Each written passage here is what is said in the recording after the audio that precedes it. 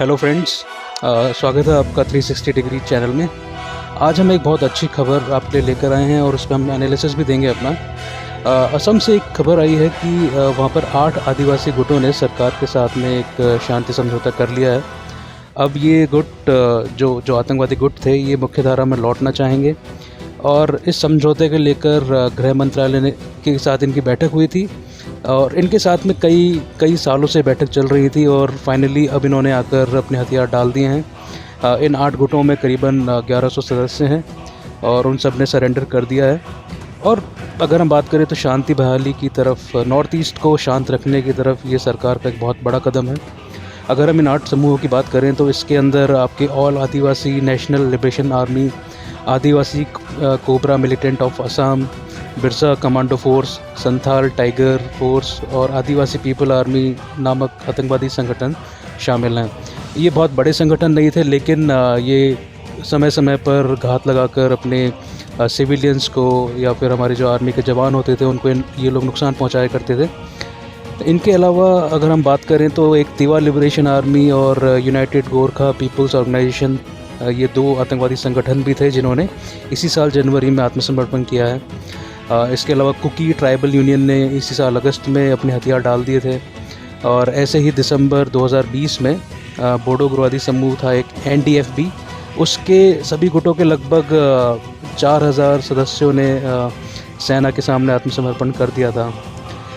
इसी प्रकार से पिछले साल सितंबर में केंद्र सरकार और असम सरकार ने 5 से ज़्यादा आतंकवादी संगठनों के साथ में एक कार्बी एंगलोंग एग्रीमेंट किया था और इसके बाद में उन 5 संगठनों ने भी जितने भी उनके 1200 उनके आतंकवादी थे उन सब ने सरेंडर किया था और वो अब मुख्य धारा में लौट आए हैं। सरकार ने इन राज्यों को अगले 5 साल में 1000 करोड़ रुपए की एक सहायता राशि भी दी है, जो इन लोगों के पुनर्वास के काम आएगी। इनको नौकरियां देना, इनके लिए घर वगैरह बनाना, अन्य सुविधाएं वगैरह देना, सो दैट ये लोग मेन स्ट्रीम में आ सकें और आतंकवाद का रास्ता छोड़ सकें।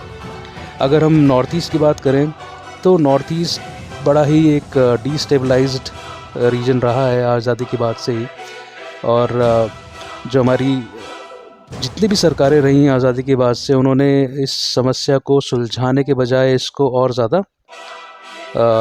ज़्यादा कॉम्प्लेक्स किया और ज़्यादा उलझाया ही है, जिसकी वजह से अगर आपने देखा होगा 90s में 80s में नॉर्थ ईस्ट में बहुत ज़्यादा आतंकवाद फैला हुआ था। लेकिन अगर हम अभी बात करें मोदी सरकार आने के बाद में 2014 के बाद में, तो इस समय वहाँ पे लगभग सभी आतंकवादी संगठन इस समय सरेंडर कर चुके हैं।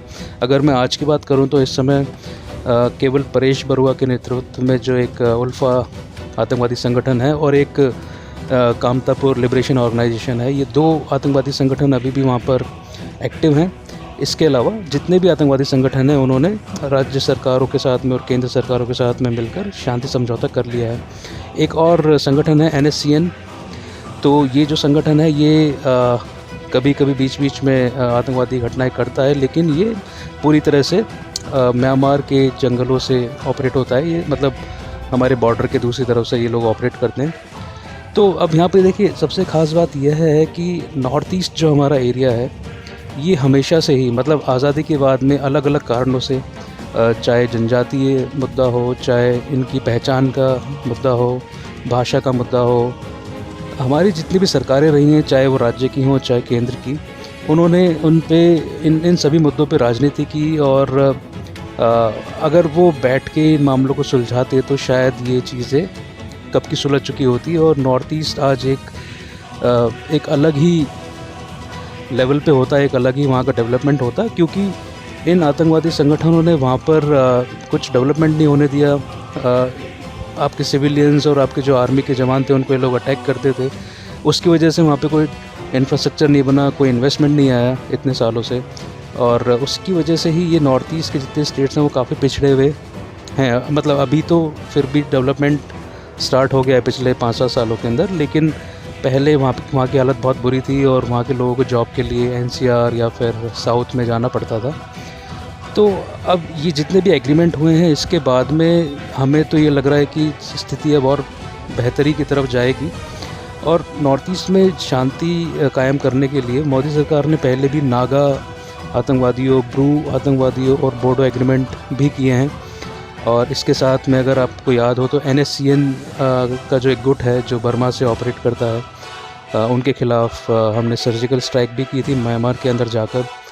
तो हम ये मान के चलते हैं कि इन सारे आतंकवादी संगठनों के सरेंडर करने के बाद में और इनके मेन स्ट्रीम आने के बाद में नॉर्थ ईस्ट अब यहाँ से एक नेक्स्ट लेवल छलांग लगाने के लिए तैयार है। क्योंकि देखिए, कहीं पे भी अगर शांति होगी तो ही आप बाकी काम कर सकते हैं।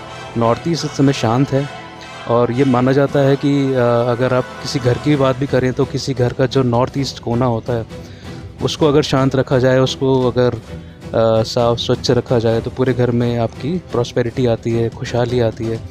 तो कहीं ना कहीं भारत ने अब अपने नॉर्थ ईस्ट कोने को साफ़ सुथरा कर लिया है, शांत बना लिया है। तो हमें पूरी उम्मीद है, पूरी आशा है कि अब हमारे पूरे देश में खुशहाली आएगी, सुख शांति आएगी और नॉर्थ ईस्ट का जो कंट्रीब्यूशन है हमारे देश की डेवलपमेंट में, हमारे देश की GDP में, वो कहीं ज़्यादा बढ़ेगा। तो इस वीडियो में इसी बारे में आपको जानकारी देनी थी।